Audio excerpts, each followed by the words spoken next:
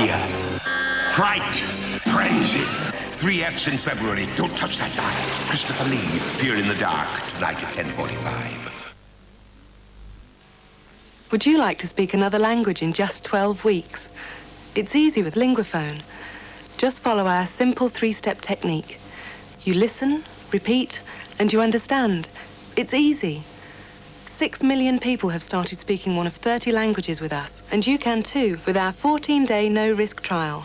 Call 0800 123 300 today, and I will send you a free information pack and demonstration cassette. Linguaphone, it's easy in any language. Premium scandalous for your car insurance. Insurance costs stupid, just stupid. Absolutely dreadful. Premium Search, problem solved. Phone soon. Call Premium Search on 0800 109876. Premium Search have special arrangements with top insurers, so you can get very good rates without cutting quality of cover. I saved a packet. Extremely good value, I'd say. Premium Search, problem solved. Phone soon. Call 0800 109876. We're here 24 hours a day, every day. Don't touch that dial because you won't want to miss this tidbit. Psst. We've just heard some absolutely fabulous news. Apparently there's this show that's completely packed with Hollywood scandal, royal rumors, and celebrity pillow talk. All the dirt about Madonna. So catch everyone's juicy, saucy secrets in The Gossip Show. Fridays at 6:30, only on Bravo.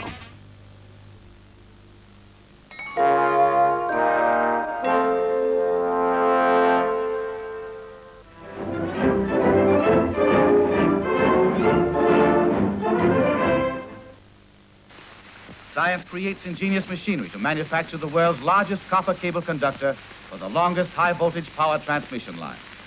From the furnace comes a 250-pound bar of red-hot copper. The bar is carried on conveyors to the rolling mill, where it is lengthened into narrow strips. The rolling mill process further shapes the red-hot copper into flexible rods 250 feet long. These continue on through other machines, where the copper is subjected to various degrees of tension and pressure, and is finally stretched cold into lengths of 1,200 feet, 1/8 of an inch thick and 1/2 inch wide, the sides of which are tongued and grooved. Then, from 10 revolving spools, it is fed to the interlocking mechanism. Here, the 10 rotating strands of copper are brought together in a spiral walk. Each strand is graphited as the tongues and grooves are interlocked. These 10 interlocking segments now form a hollow copper tube over 1 inch in diameter. This amazing product of modern engineering science far excels in design and capacity any type of cable ever produced to carry 275,000 volts of electricity with minimum loss. Huge steel drums, each containing 1 mile of cable, facilitate handling. The cable is never allowed to touch the ground. A scratch on its smooth surface would tend to divert the current which flows along its walls. The cable is suspended from massive towers of steel designed to withstand the elements as well as the weight of the cable. The Bureau of Power and Light transmits enormous loads of electric energy a distance of 270 miles to the city of Los Angeles. This power is generated at Boulder Dam. In any stupendous undertaking, each associated industry assumes correspondingly large proportions. From the railroad cars above, sand, gravel, cement are automatically weighed and carried through huge batching tanks, which are a part of the world's largest cement mixing plant and which is operated by only 1 man. Scientific instruments, electrically controlled, permanently record in ink the exact proportions of ingredients used in every batch. 5 different grades of cement are blended to produce a mixture that will retain the least degree of heat. But 1 man is responsible for the scientific preparation of the greatest quantity of cement ever poured on a single project. To let the dam cool naturally would require 100 years. By installation of 300 miles of refrigeration pipe, the dam is cooled in 90 days, the world's greatest refrigeration system. To carry the Colorado's water to the giant turbines requires the largest pipeline ever conceived. Each pipe, rolled cold from 6 flats of solid steel, 2 3/4 inches thick, is electrically welded and x-rayed for detection of flaws. Each completed section of pipe weighs 158 tons and costs $15,000. The daring passenger in his 20 by 30 foot conveyance has ample legroom, plenty of ventilation, and all the safety that one with his nerve may conscientiously expect. High in the control tower sits the man of momentous responsibility, a man with a clear mind and a steady hand. By means of signals and telephonic communication, he moves with maximum safety and precision, both men and material, to all parts of the great project. Aiding in the placement of each consignment is a man called the hooker-on. Day after day, swinging through space hundreds of feet above jagged rock and turbulent water, he rides the hook, flaunting courage in the face of death, at the mercy of the elements and man's inventive genius to conquer them.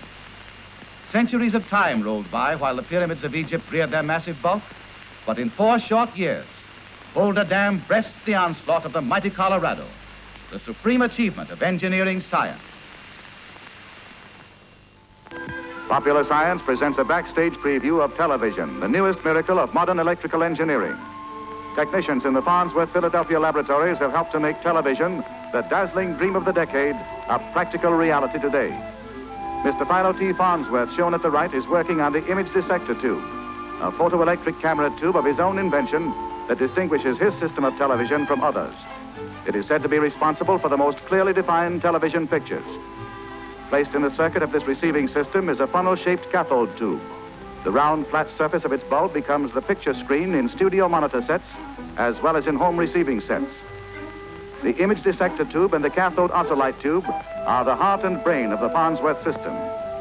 Television engineers are now adjusting studio equipment to demonstrate the technical routine of broadcasting a television program. Max Factor Jr. has developed a new type makeup for television photography. The photoelectronic camera, being supersensitive to red, causes that color to be absorbed. Thus, red is applied to hollows and depressions of the face to eliminate heavy lines and also to produce highlights.